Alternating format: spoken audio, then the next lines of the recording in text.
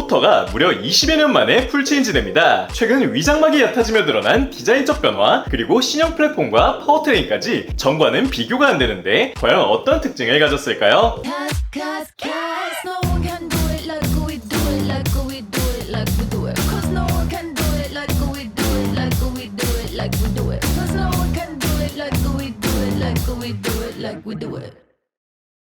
지난 1970년대부터 자영업자들의 발이 되어준 포터가 어느덧 5세대를 맡게 됐는데요. 50년에 가까운 세월 동안 5세대밖에 되지 않았나 의문을 품는 분들도 계신데 사실 현행 4세대가 지난 2004년부터 현재까지 쭉 이어져 왔기 때문이죠. 이번 풀체인지를 통해 기존 4세대의 특징을 모두 지워버린다는데 과연 어떤 모습일까요? 첫 번째, 디자인입니다. 가장 눈에 띄는 것은 더 이상 캡오버 형태가 아니라는 것인데요. 과거 현대 리베로 내지 메르세데스 유니목과 같은 세미보닉 구조를 채택해 4세대와 차별화를 줍니다. 보닛 없이 수직으로 떨어지는 이 캡오버 형태와 세미보닉 형태의 구조적 장단점은 꽤 뚜렷한데요. 캡오버의 장점으로는 같은 길이의 경우 더 많은 짐을 실어 나를 수 있고 좁은 골목길을 빠져나가기도 좋지만 충돌 안정성 최악이라는 절대적인 단점이 있죠. 지금까지는 안전이 실용성과 수익성에 가려져 등한시되고 있었다 봐도 무방했지만 세월이 흘러 관련 규정이 강화되었고 더는 이런 구조를 채택할 수 없게 됐습니다. 그런 이유로 실용성은 다소 뒤처지지만 안정성이 높은 세미보닛을 선택하게 된 것인데요. 그레이스가 스타렉스로 변했던 계기도 같은 이유이죠. 신형 풀체인지 포터에선 돌출된 보닛 아래로 엔진 위치를 옮겼고 이는 추돌 시 충격 흡수 공간, 그러니까 크럼플 존 설계가 들어가게 됩니다. 포터의 충돌 테스트 영상을 보면 왜 최악이란 평가를 받았는지 짐작할 수 있는데 이제 이 충돌 안정성을 완벽히 보완할 것 같죠? 더군다나 많은 선진국에선 이런 세미보닛이 아닌 차량에 대해 판매 금지를 하기도 해 본격적인 수출도 염두했음을 알 수 있습니다. 램프의 경우 아직까진 프로토타입이기에 현행 포터의 헤드램프가 끼워져 있는 것을 볼 수 있고 엔진이 앞으로 나온 만큼 그릴부가 커진 것을 알 수 있네요. 업계에선 이 전면부 디자인에 ST1이나 스타리아처럼 일자 DRL과 불량 헤드램프가 탑재됨을 예상하고 있습니다. 측면에서도 이 세미보닛의 특징이 여실히 드러나며 싱글캡과 크루캡 모두 스파이샷이 확인됐는데요. 문짝을 보면 4세대 포터의 것을 그대로 끼워 넣었음을 알 수 있는데 아직 테스트 단계인 만큼 임시 부품을 사용한 것으로 보입니다. 최근 다양한 제조사에서 풀체인지를 주장하며 도어 패널은 그대로 가져가는 경우를 많이 볼 수 있는데 전면 디자인이 스타리아와 패밀리룩을 가져간다면 굉장히 이질감이 될 것 같은 형태인 만큼 바뀌는 쪽을 기대해볼 만하죠. 휠은 6월 방식이 적용될 예정이며 후륜, 단륜과 복륜 모두 제공될 예정이네요. 여기 모르면 최대 128만원 손해. 아정당은 지원금 설치 당일 즉시 입금. 약정 끝날 때마다 받을 수 있어요. 법이 정해둔 지원금 당연히 챙기셔야죠. 카드까지 최대 혜택 받고 24시간 무료 상담, 초고속 설치까지, 인터넷 정수기, 휴대폰, 이사 청소 카드까지.